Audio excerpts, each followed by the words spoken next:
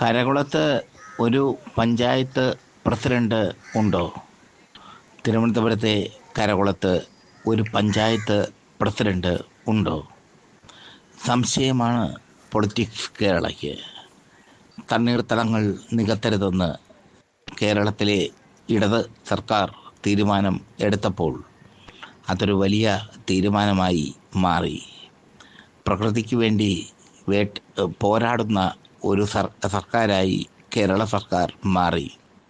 പക്ഷേ മുഖ്യമന്ത്രി പിണറായി വിജയൻ്റെ മൂക്കിൻ തുമ്പത്ത് ഒരു തോട് വെട്ടി റോഡാക്കി മാറ്റിയിരിക്കുന്നു.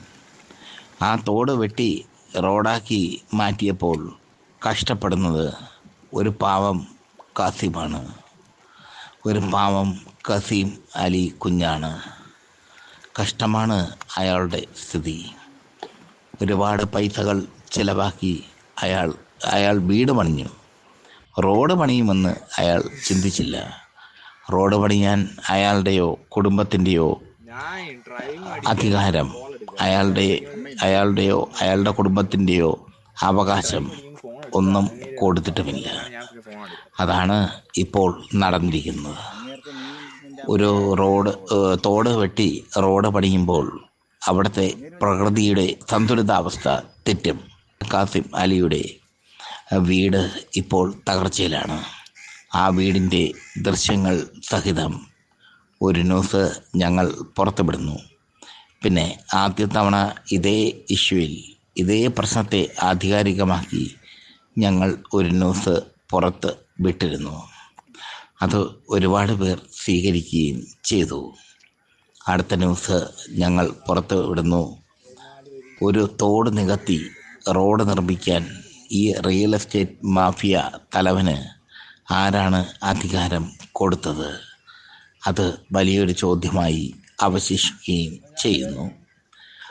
കാസിമിൻ്റെ ഇടിഞ്ഞു പൊളിഞ്ഞ വീട്, ഈ തോട് നികത്തി റോഡ് കെട്ടിയത് കാരണം തകർന്നടിഞ്ഞ വീട്, അതൊക്കെ ഞങ്ങൾ എക്സ്ക്ലൂസീവായി പുറത്തുവിടുന്നു.